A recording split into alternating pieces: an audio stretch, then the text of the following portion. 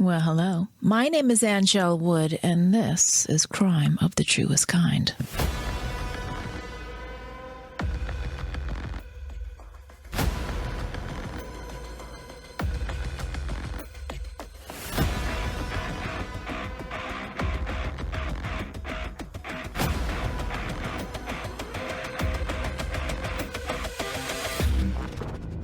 Well, hello, Murderfaces. That, of course, is in honor of William Murderface of the TV show Metalocalypse and the fake band Death Clock.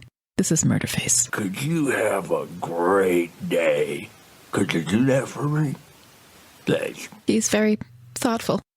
Keep your eyes on crimeofthetruestkind.com for a couple of things. Jump on the list to get updates on the show. I have some very cool things coming. New merch items, as I have mentioned.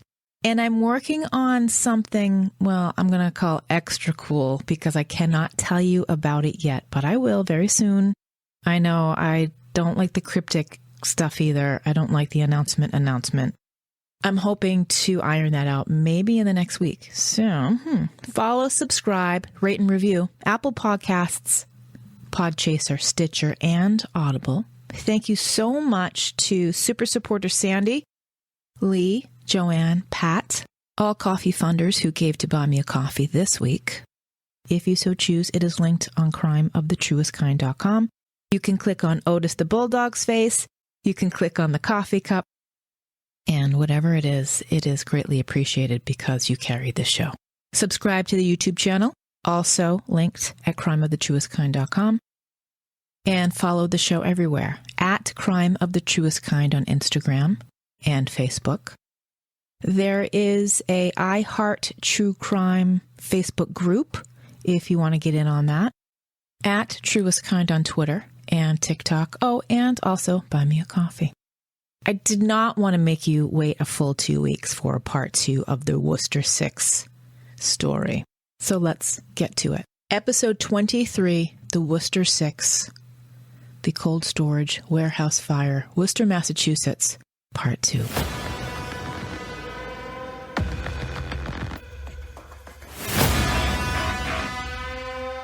One of the biggest challenges in fighting fires in Worcester is the amount of different types of buildings that make up the area.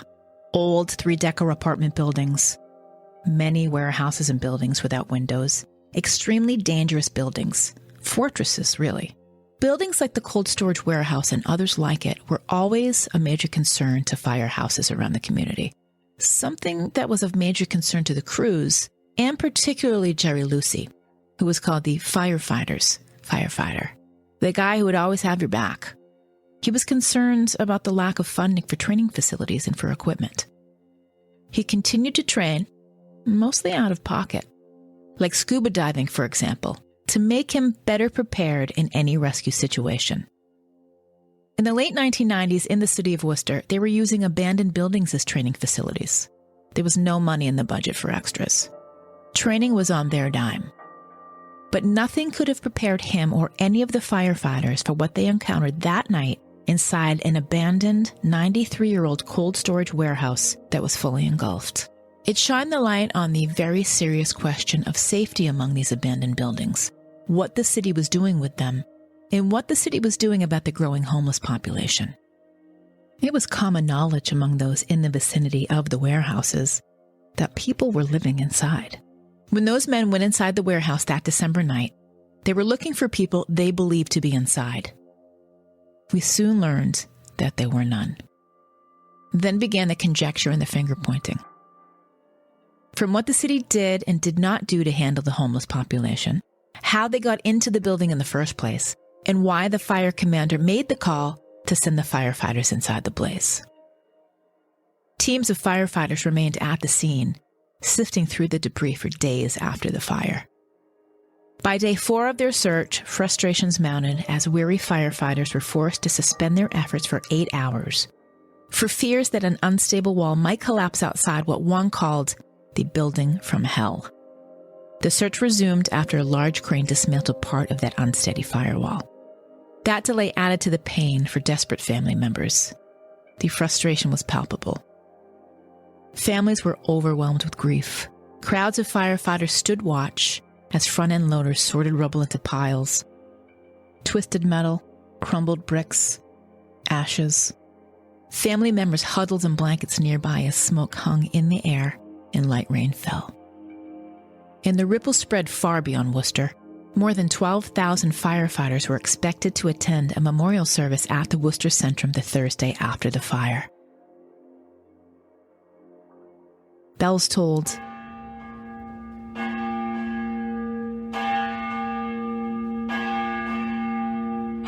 The air filled with the blare of bagpipes, a sometimes comforting yet solemn sound.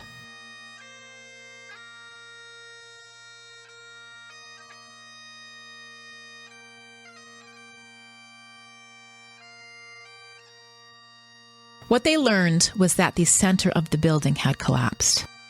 The top floors of the 5-story warehouse building had pancaked down on top of each other. The firefighters were buried somewhere in those stories of rubble. Hearing this, I feel for those families of those men. To have that information, that would haunt me for life. That building that sat empty in downtown Worcester for 10 years. The building these men drove by at least 1,000 times. That building became their tomb.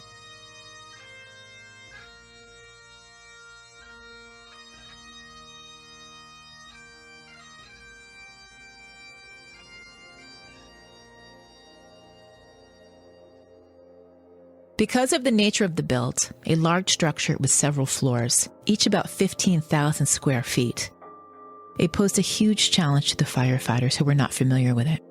It was a maze of connecting meat lockers.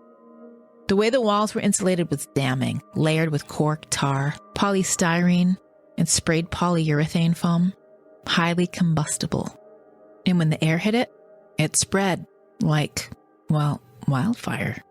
No firewalls or fire doors existed, and there was only one staircase within this mammoth abandoned warehouse that connected the basement to the roof. Due to the circumstances and their lack of knowledge of the layout, once the men went in, it would be a miracle if they got out. Conditions inside the building deteriorated rapidly. The fire burned hot and fast, reaching upwards of 3,000 degrees. Built in 1906, the Worcester Cold Storage and Warehouse Company building was huge and took the entire city block on Franklin Street. I posted many pictures on the Instagram feed. Sometime around 1987, the cold storage warehouse was put out to pasture. As late as April 1999, after firefighters doused a minor fire on the roof of an adjacent building, the city's fire prevention unit complained that people could easily find their way inside that building and the Worcester Cold Storage building, and they ordered that both be more solidly secured. And by June 7th, ding on Tony Kwan, the Framingham developer and Harvard-trained architect who owned the cold storage warehouse and a handful of vacant buildings next to the site, was believed to have secured the warehouses. This is the same owner whose lawyers said that the Worcester Six's own negligence was to blame for their deaths. I'll return to that. Stay with me.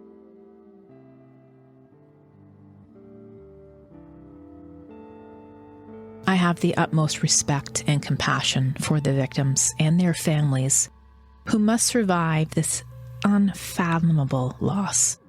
Now, I said 15 in the last episode, and please go back and listen to part 1 if you have not. But in a CNN report, the deaths of the 6 firefighters left 17 children without fathers. I imagine many dark days, weeks, months, even years, where it is nearly impossible to get out of bed and face the day. For anyone who has experienced loss, this is all too real. Imagine if someone took that loved one from you, murdered. I don't know how I would get through that. This is empathy. If you put yourselves in the shoes of another, you might understand their situation a little bit more clearly. And someone suffering this kind of loss is thinking, how do I do this? People do want revenge, and I understand that. And some want forgiveness. I have never seen anything quite as moving as the people of Charleston, South Carolina, after the premeditated mass murder of the good people at the Emmanuel African Methodist Episcopal Church, who opened their doors and their hearts to their eventual killer. Nadine Collier, the daughter of 70-year-old Ethel Lance, stood before her mother's shooter in a courtroom. Through the depths of her grief, Anne said, "I forgive you. You took something very precious from me. I will never talk to her again. I will never hold her again. But I forgive you and have mercy on your soul." I was moved to tears when I saw that, and I still am. I don't know how these families feel. The Jacksons, the Luceys, the Brothertons, the McGuirks, the Lyonses, the Spencers. About those two people responsible for taking their husbands, their daddies, their uncles, their cousins, their best friend, their baseball coach, their riding buddy, away from them. But whatever they feel is theirs. There's one very obvious parallel between the Worcester warehouse fire and the station nightclub fire for me. It is how emotional this subject still is. I have an overwhelming amount of empathy for the families. I also have compassion for the others involved in this case, too. Now, you know I do not protect the feelings of killers. I don't make excuses for why people have done what they have done. In all that I have learned about Thomas Levesque and the woman who was then known as Julie Barnes, they were victimized by the system. Many people have had bad parents and rough childhoods and gone on to live meaningful lives and not killed anyone, on purpose or through negligence. That does not preclude anyone from punishment, however. Each case should be looked at individually. So let's talk about Julie Barnes and Thomas Levesque, two people whose lives were spared that night in 1999. Sometime that spring, Thomas Levesque and Julie Barnes began a relationship. She was young and naive, and I'm willing to bet she didn't have a lot of relationship experience, aside from the one she ended with her high school after her sophomore year. She struggled quite a lot. The two of them were known to go to Mustard Seed, or Mustard Seed, as we say here in the Commonwealth. It is a soup kitchen where they got their meals, and they spent their nights on the second floor of the Worcester Cold Storage Building. Julie, Thomas Levesque, Julie's cat, and Julie's dog. Their relationship was volatile. Today, we'd probably say toxic. The night of December 3rd, they were technically broken up, but staying in the warehouse together to shelter from the cold. A piece in the Hartford Courant took it a step further when talking about Thomas Levesque and Julie Barnes. They were a couple, at least for some measure of time. Too childlike to endure the working world, to follow the rules of a shelter, or to call 911 when a fire broke out in their makeshift dwelling. A woman named Donna, who'd gotten to know them as manager of a local soup kitchen, said he was like a scared little boy. Other people who knew Thomas Levesque had other things to say, as did court documents that portrayed a man who abandoned his children, terrorized their mother, and assaulted a former pregnant girlfriend.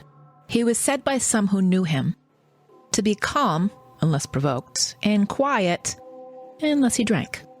Levesque had a string of girlfriends who all eventually got away from him. There was a history of violent assaults against women, and he came from a family that included 2 convicted murderers and 1 paroled felon. Some women had sought restraining orders against him. In fact, Levesque had first dated Julie's Aunt Norma. The two had twins together. Norma sought court protection from him. And in October 1999, Julie Barnes did too.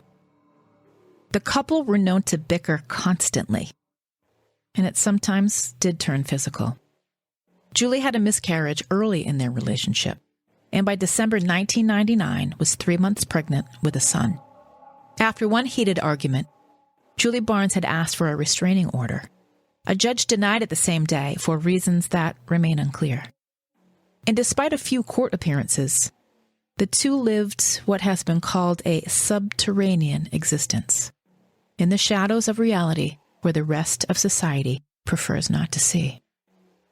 Thomas Levesque was 37 in 1999. He grew up in Worcester, where his mother still lived at the time of the fire. He was the product of a troubled home, and people remember him saying he was thrown out of his house when he was 10 by his mother. Levesque had never been convicted of a crime. He had been arrested on charges that were later dismissed. In 1993 for assault and battery against a girlfriend, and in 1994 for disorderly conduct. 2 former girlfriends received restraining orders against him in the mid-90s.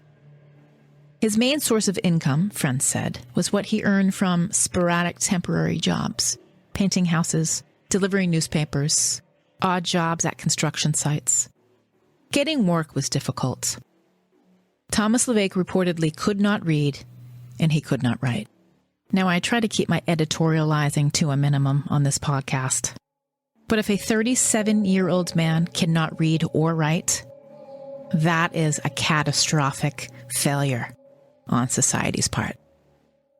He was known to spin into a jealous rage and got spun up when he was drinking. Others said he could be quiet and calm, like the pastor at a church that offered aid to the local homeless. He remembered Levesque wheeling a shopping cart through the neighborhood, searching for cans and church trash bins, sometimes coming inside to ask for food. He was shy and passive and polite. People are when they want something.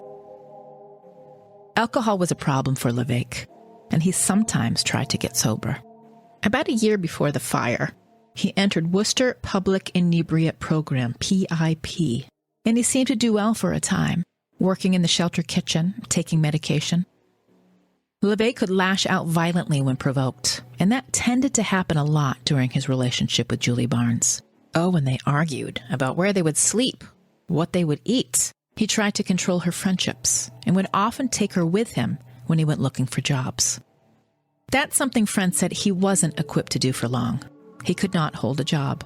His transient lifestyle was said to be by choice. But was it? Supposedly his mother wanted him to stay with her.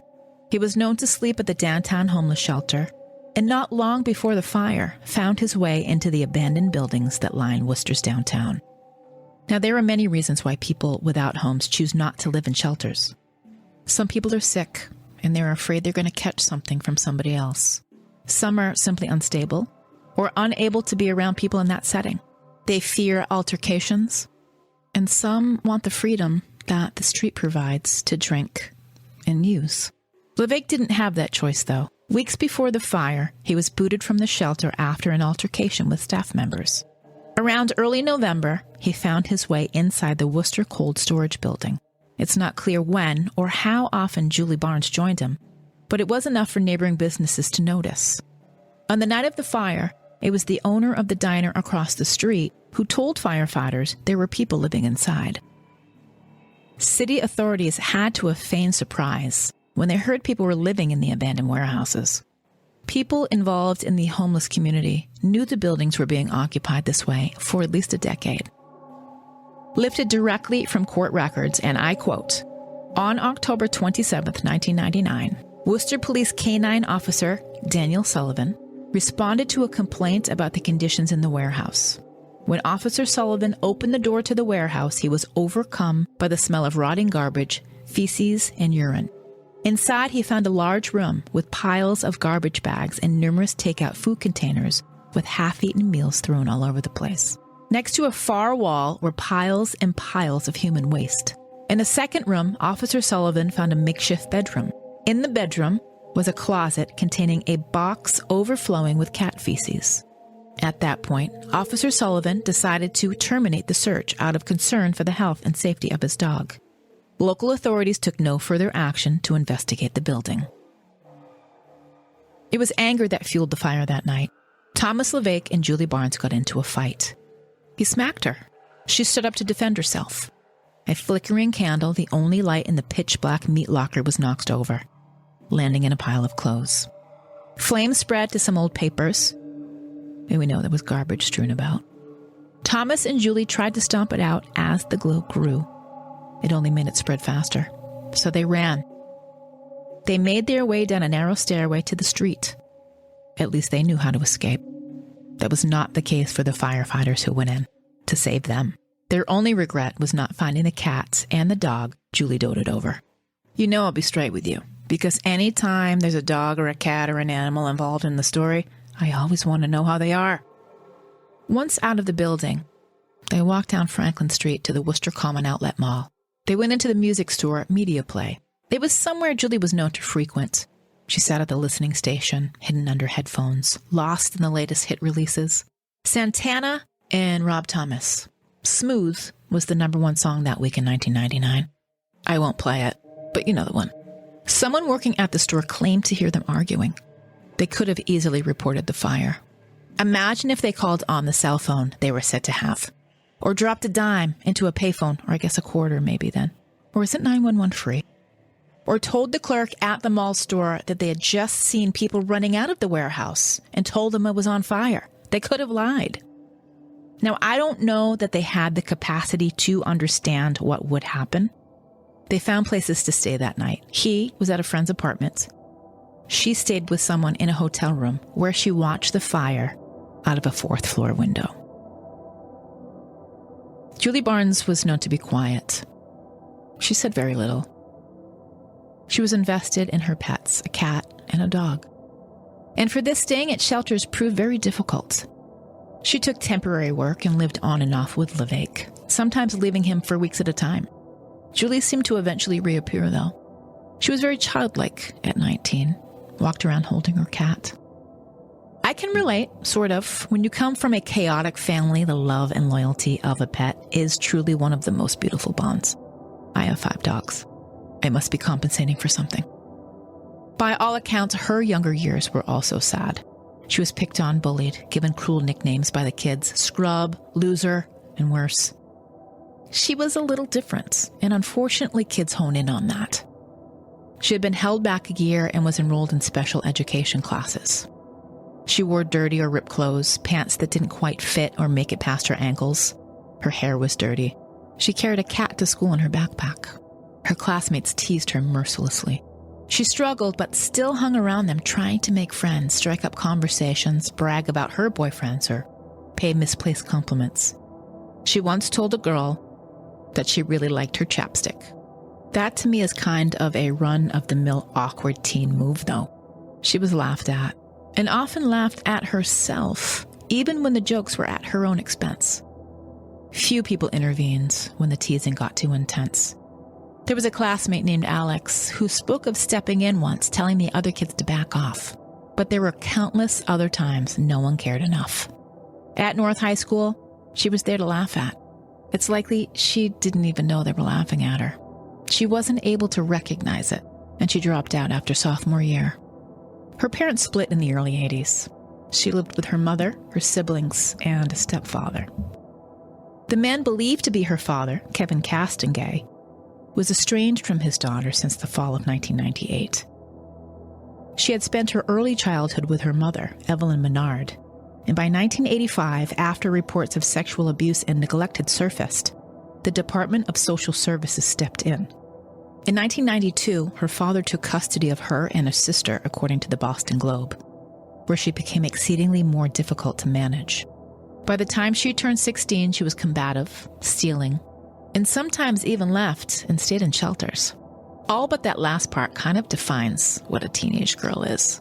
And when she turned 18, she moved out for good. Thomas Levesque told people that they started the warehouse fire. This supports my theory that if more than one person is involved in a crime or misdeed, someone is bound to talk. Some shit is just too meaty to keep to themselves. Word traveled quickly through the streets of Worcester. And by Tuesday, December 7th, 4 days after the fire, police picked up Thomas Levesque. Julie was located the following day and taken into custody. They pleaded not guilty at the arraignment in Worcester Central District Court on 6 counts of involuntary manslaughter and were ordered held on $1 million bail pending a court appearance the following week. They requested separate attorneys. Levesque would be transferred from Worcester to the Middlesex County Jail in Cambridge for his own protection. And as you would imagine, many people knew the Worcester firefighters, whether they were working in the jail or if they were staying in the jail. Later, he would be transferred to the Bridgewater State Hospital for 30 days of psychiatric observation. A judge ordered the commitment at the request of officials at the jail in Cambridge after he was examined by a forensic psychologist there. Julie Barnes was interviewed by a court psychologist who reported that she was of, quote, less than average intelligence, but was competent to stand trial. Prenatal care for the baby she was carrying was provided by the Department of Corrections. While all of this was going on, miles away in Maine, a man named Tim King was reading through his local paper a few weeks after the fire. He saw something familiar in this young face. Julie Barnes looked remarkably like his daughter Jennifer. Before they were married, his wife Deb was living in Auburn, Massachusetts, when she took Jennifer in as a foster child when she was a baby. Jennifer's biological mother, Evelyn Barnes, did have other children. Jennifer was slow to learn. She had speech trouble.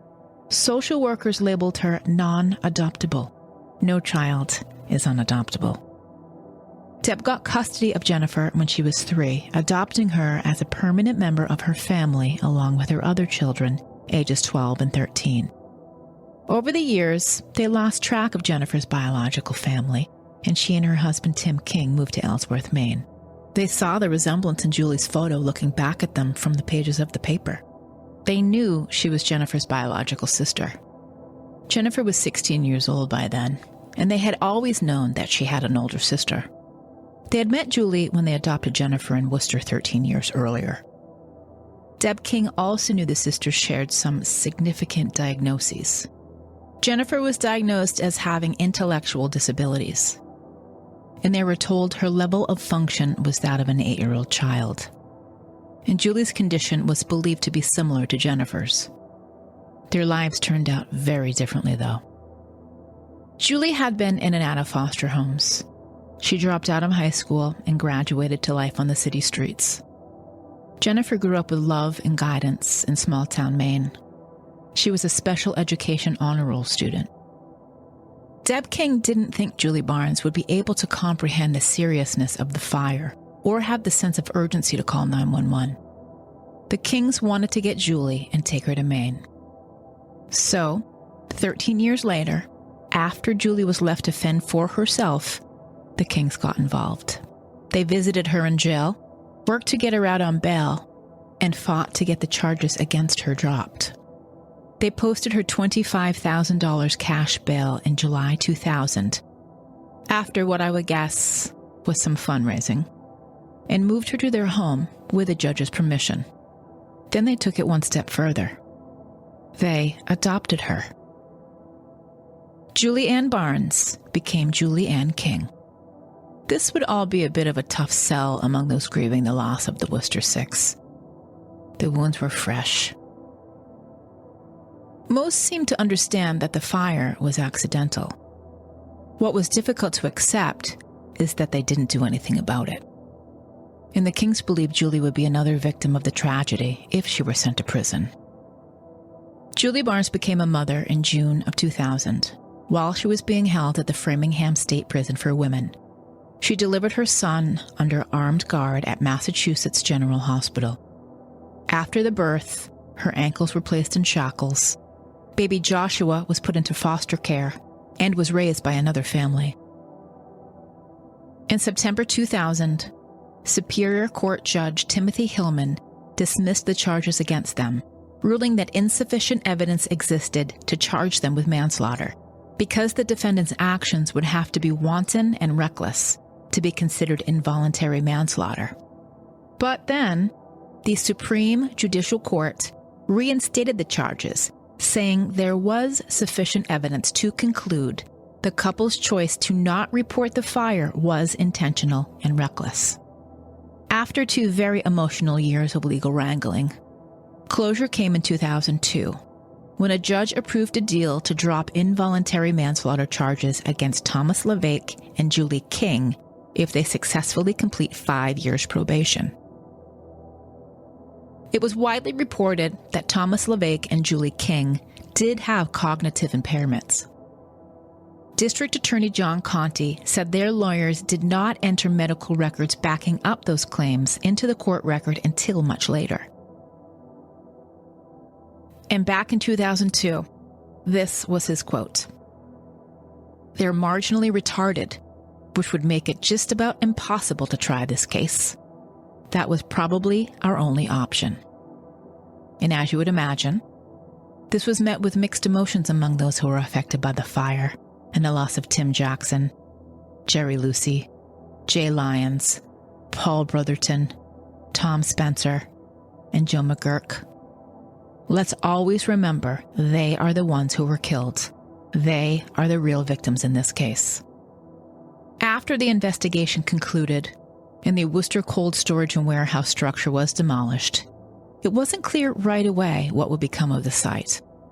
In 2004, the city acquired the former warehouse property through eminent domain, paying $900,000 to the building's owner, Tony Kwan. This is the same man whose lawyer said the firefighters' own negligence could be to blame for their deaths. All part of the defense's legal wrangling that is based on a state law known as the Comparative Negligence Statute. This law says that if a victim is at least 51% responsible for their own injury or death, they are not entitled to monetary damages. This is according to the legal response to a wrongful death suit against property owners Ding On Tony Kwan and his wife Shu Mei Kwan. The wives of 4 of the men killed went forward with the wrongful death lawsuits against the building's owner after rejecting his out-of-court settlement offer. The families of 2 other firefighters, James Lyons III and Joseph McGuirk, did settle and accepted Tony Kwan's offer of $166,667 each. The amount is 1/6 of the $1 million insurance payment the Kwans received for the former cold storage warehouse where they died. The 4 families were each seeking up to $2.5 million in a lawsuit filed in Worcester Superior Court, claiming Kwan was negligent about securing the vacant warehouse. Kwan called the lost firefighters heroes, but insisted he had taken every human step possible to secure his property from the homeless or vandals. The families eventually settled in 2003, reaching a $1 million out-of-court settlement with Mr. Kwan. Mary Louise Jackson, Kathleen Spencer, Michelle Lucey, and Denise Brotherton dropped their multi-million-dollar lawsuit against Kwan and signed the agreement giving them $250,000 each. Kwan's $1 million package included the $900,000 the city of Worcester paid him for an eminent domain taking of the Franklin Street lot and $100,000 out of his own pocket. The Worcester Cold Storage Warehouse lot at 266 Franklin Street became the Franklin Street Firehouse, a living memorial to the 6 men who reported for duty that night and never made it home. That's the thing that's most important to those that were left behind, is to not have it be a statue, but to have it be in service and protect the city of Worcester. 7 sons of the Worcester Six went on to be firefighters, following in their father's footsteps. 5 of Paul Brotherton's 6 sons are Worcester firefighters. It's amazing. They honor their dad every day. Michael and Brian Brotherton are stationed at the South Division Station on Southbridge Street. Michael on Engine 13 and Brian on Engine 2. They are dads to little ones now. Stephen is stationed on Park Avenue, Engine 4. Timothy is stationed on Engine 6 at the Franklin Street Station, built on the site where his father died. David Brotherton is stationed on Ladder 5 on McKeon Road. There is another brother, the civilian. Jonathan works in construction in Boston.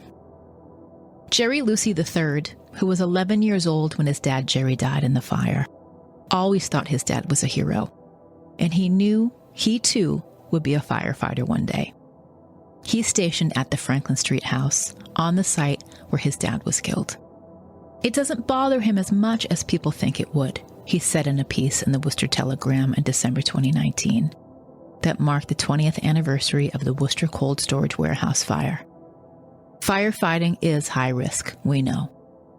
In December 2018, Jerry Lucey was trapped with fellow Worcester firefighter Christopher Roy in a burning apartment building on Lowell Street. While Jerry Lucey made it out, Christopher Roy did not. So Lucey had to cope with a deep sense of loss for his friend. And with that, emotions come rushing back. He too has a son now, Jeremiah Lucey IV. Lieutenant Thomas Spencer's son Daniel proudly followed in his dad's footsteps. He talked about that December dread they experienced. December 3rd is the warehouse fire anniversary. In December 2011, his first year with the fire department, firefighter John Davies died in a fire on Arlington Street. In December 2018, Christopher Roy died in that fire on Lowell Street, the one Jerry Lucey made it out of. Spencer knew Christopher Roy well. They worked as stagehands at the DCU Center, aka the Worcester Centrum. The night word came down of his friend's death, Daniel Spencer was getting his kids ready for the fire department Christmas party when a text came in that the party was canceled. That was a sure sign that something was very wrong. I get it when they say it's a brotherhood. You need others to have your back. Be willing to go in, no matter what, and to help you mourn when things go terribly wrong. I have a newfound respect for firefighters. There is a joke floating around the internet. I know you've heard it. Nobody ever wrote a song called Fuck the Fire Department. Back in 2004, a movie was in the works called 3,000 Degrees. Based on, I believe, the great article in Esquire that is linked to the show notes for this episode at crimeofthetruestkind.com. It is about the Worcester warehouse fire. Reports are that the Massachusetts Firefighters Union so strongly opposed the making of this movie that they forced the studio to shut down pre-production. In a joint news release, the movie companies said they lacked the support needed to make the film. Due to circumstances beyond our control, we no longer have such support, the release said. The movie, featuring actors Ed Harris and Woody Harrelson, was axed. Maybe Marky Mark will give it the Patriot State treatment and rush in the building and save the day. Or what's that movie about the oil spill? Oh, and then there's The Perfect Storm. That pissed the families off quite a lot, I remember. Worcester-born actor and comedian Dennis Leary has done great work with the Leary Firefighters Foundation, raising money for fire companies across the U.S. to get training and supplies they desperately need. Worcester was forced to relive those memories once again when Fire Lieutenant Jason Menard died on November 13th, 2019, fighting a house fire on Stockholm Street. It was just weeks before the 20th anniversary of the warehouse fire. The city was raw. And to commemorate the Worcester Six, the Worcester Red Sox announced that they retired the number 6. The team agreed to sell commemorative Worcester Six jerseys and to donate a portion of the proceeds to the Worcester Fire Department Memorials Care Fund. Thank you for listening. All of the show notes and links to the sources that I read through for this episode at crimeofthetruestkind.com. If you like the show, please tell your friends about it. That's the best way for others to learn. Post about it, share it. Word of mouth. I would be grateful if you did. Your support through leaving a rating and writing a review helps the show get more visibility. Visit the shop online. Many Crime of the Truest Kind and I Heart True Crime items available. Plus, lock your damn doors up there too. Otis is coming to the merch store. I know that's funny, and I'm surprised he's not down here right now making snorty sounds. My anti-serial killer designs are coming. I'll ask for your feedback on those. I truly believe true crime shouldn't be about Halloween 24/7. And that is a direct quote from something that Sarah Turney posted. She wrote, and I shared this, "To all of the people who don't treat true crime like a 24/7 Halloween party, I love you." And my response was this: I've learned so much since I started doing this show less than a year ago. My radio training taught me well about research and digging in and presentation. But being in it and sharing stories of the worst days of someone's life is a responsibility. I've learned that there are different kinds of podcasts and podcasters. I applaud Sarah Turney for towing the line and reminding everyone who considers themselves part of the true crime community what is at stake. It's the truest for me. Sarah Turney hosts Voices for Justice podcast that she started to solve her sister's murder. So to anyone who may be listening to this, who knew the men who were killed, who were related to the men who were killed, I'm very sorry. I wish you and your families did not have to go through what you went through for the last 21 years. All right, contact me anytime. All my information available at crimeofthetruestkind.com. Until we meet again, lock your goddamn doors.